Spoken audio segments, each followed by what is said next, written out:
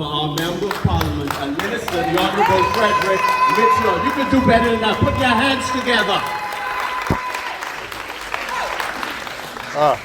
Thank you. We need to have a rally, man. Have a seat, please. Have a seat. Yeah, are you? I think the Prime Minister wants to have a rally. Isn't he getting together all the branches out west, on Monday night? It's part of the pushback because Michael Pintard thinks blood is in the water, but sharks are in the water, not blood. So let them step in the water. So PLP, PLP, PLP. Good to see all of you here tonight, and I want to welcome my colleague Keith Bell, who's going to speak to you in a minute. And I thank all of you for coming. And it was a good time we had on Saturday in Congo Town.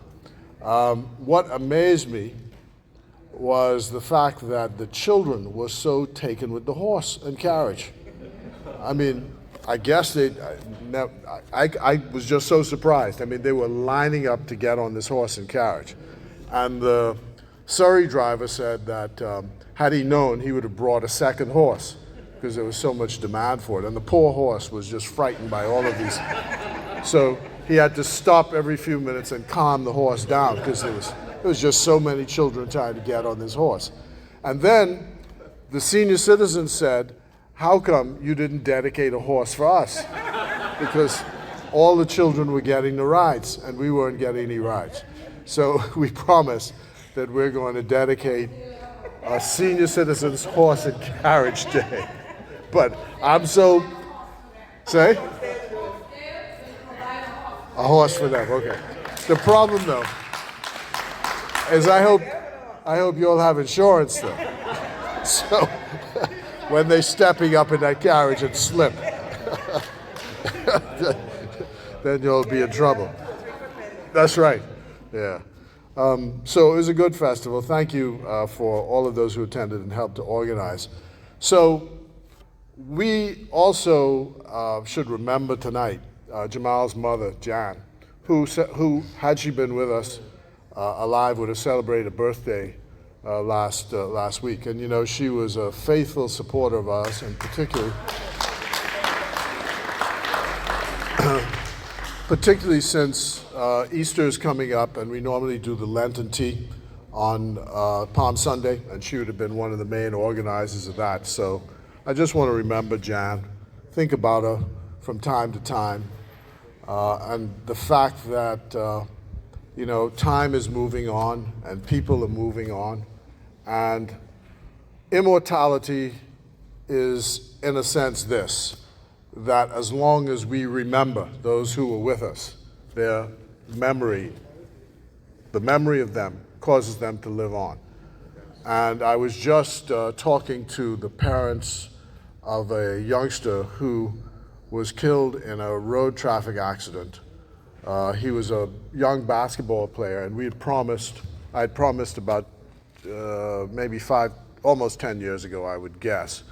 They live right next door to where Tony does the chicken, or used to live next door. They've now moved and they have their own chicken shack business. But we had promised to name one of the reading rooms after him in the community center. So I just spoke to his parents again, because I'm going down this checklist. I keep telling you all I'm 19 years past my expiry date, so I'm trying to check off everything and make sure that I do what I can do, because in a moment, in the twinkling of an eye, we're all gone. So that I want to see if we can get done. And then, of course, Elder Roca is now 96, 97. She's up there. We had promised to name the hall after her in the community center. I think the community center board has, sorry? Yeah, I'm saying we're going to name the hall, the auditorium after her. So we're hoping that that's going to get done. And that brings me to condolences to Tammy's family and the Ferguson family, because, we would never have expected to be here saying farewell to Miss Essie. She just seemed like she'd be with us forever. But of course, no one's forever. And so tonight, I want to extend, on behalf of the branch, our condolences to the entire Ferguson family. She was just a gem in this village. And I believe that the funeral is being planned for the 4th of March. We're not sure where the forum is going to be, but let's make sure that we have a good turnout for that, because she was a stalwart counselor. And, well, she didn't give me the recipe, so I hope that her children have the recipe. But you've never tasted chicken like this, I swear to you. I swear to you, never. But, and of course, it came with all of her genuine love and affection which she had for the community. That's right, yeah. So a great lady has passed on. I'm happy that Reverend C.B. Moss is in recovery. I think he's out of hospital and at home, so. And I think Ms. Forbes' daughter is here tonight. So I just want to extend condolences. I was at the house last evening. I think that took everyone again by surprise last night, as did Jesse's passing. But you know, Jesse just lost his wife. That's like less than 90 days ago, maybe. And they say, once your partner's gone, you know, you say to yourself, ain't no point in me staying around. So I went to see his daughters last night to extend condolences on your behalf, as did I extend condolences to the family of Edward Ferguson. I know the branch went and visited Mr. Ferguson in Eastwood. So his funeral service was this morning at 10. I was there to extend condolences on behalf of the branch. I want to say congratulations to Tanya Shea, who succeeds Tammy Ferguson. Oh, yeah, just give me 1 second. Tanya Shea, who succeeds Tammy Ferguson Culmer as a member of the Straw Market Authority, as a board member. And you said Sheena? Oh, yes, right. Yeah, I got that. Yeah, so you all know Philippa Burrows. Her sister, Sheena, passed away. So George Mackey had told me that when a death occurs in Fox Hill, it's in 3s, but it looks like it's in 5s, and you know, so it's stalking around. But you know, you can't avoid it. That's the end for all of us. And so rest in peace to all those who have passed on, and to their families, our condolences. Thank you, Sonia Kemp, again, for the work you do with urban renewal. And I think it was yesterday or today, she had the children for popcorn and hot dogs today. So they must be on midterm, while they were off. Okay. And for those of you who like hot dogs and popcorn, at 6 o'clock next Tuesday at the community center, we're showing the film Sydney, which was produced by Oprah Winfrey. So please come. There's no admission charge. 6 o'clock, and they're serving popcorn and hot dogs and soft drinks. The movie is about 90 minutes running time, so I hope you enjoyed it. It's about Sidney Poitier, who was the award-winning actor, first black man in the United States to win an Oscar. He was a Bahamian, and it's the story of his life from growing up to Cat Island to his passing. And Oprah Winfrey was one of his great fans, and she did this movie in honor of him. He would have been, on Monday past, he would have been 96 years old. He was born 1927, so his birthday would have been 96. He would have been 96. I spoke to Joanna, his wife, on Monday to exchange greetings. And we're doing this film so that you can, well, we're inviting also the younger people as well.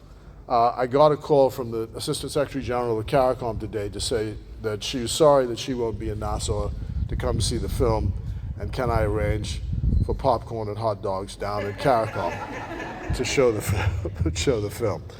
So, but please come out on Tuesday if you can. I think, oh yeah, the other thing is we've finally gotten one step farther with the hookup of the Sun it's not a sunroof, they're sun panels, the solar system for the community center. The community center was designed to run off solar, and we've been waiting from its construction to get approval from the authorities to hook up the solar. During the time of my, when I was in the interregnum, let's call it that way, when I was not the representative, the community center sat there, and they just couldn't seem to get this hooked up because the authorities required a, they said no, the bucket truck wasn't good enough. They wanted a ladder constructed so that any time the authorities wanted to get up to the roof to check the panels, they could get up to the roof.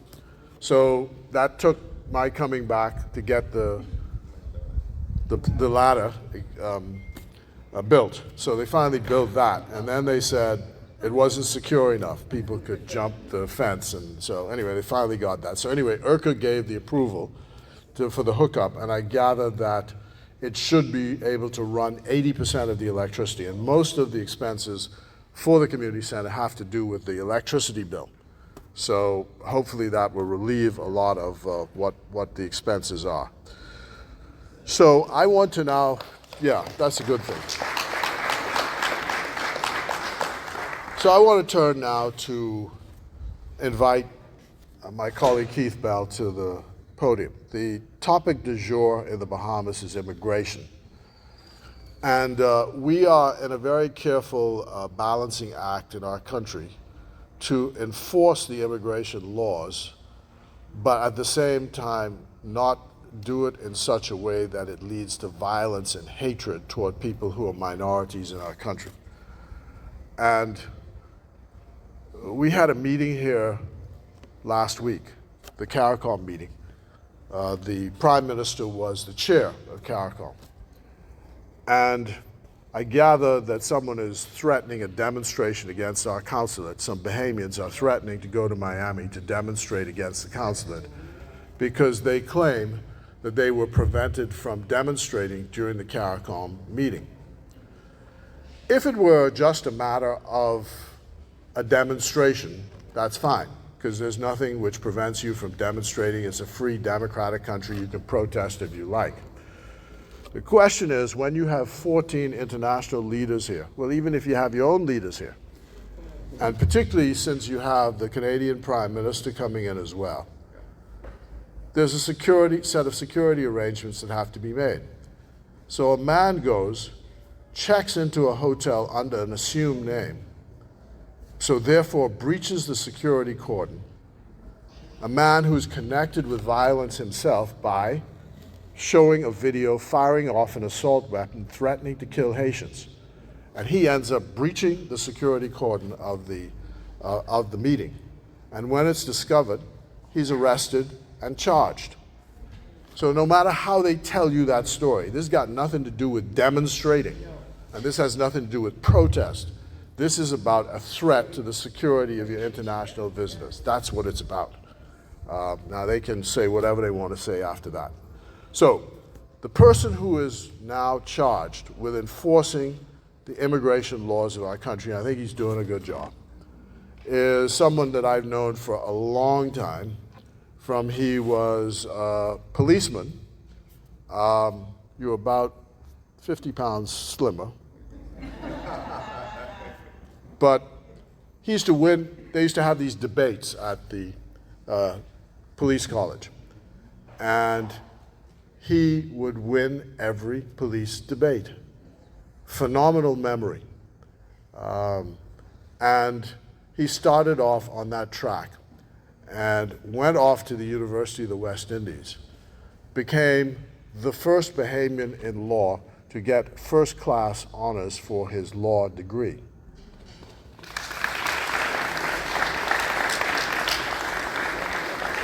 And then returned to the Royal Bahamas Police Force and worked his way up to superintendent, and then became a minister of the government under the Christie administration. Upon his retiring from the force, he worked in private practice for a while with Arawak Homes, and is now the substantive minister for immigration. And that's a good track record. And beside which, he regales me with jokes in the cabinet every Tuesday, which is my favorite part. So, but it's, I'm glad he's agreed to come and speak to you tonight. I'm sure you'll have an interesting and dynamic dialogue with him about all of the issues we face and the complexity of those issues. And so it's my privilege and pleasure and honor to call Keith Bell to the podium. Please welcome him.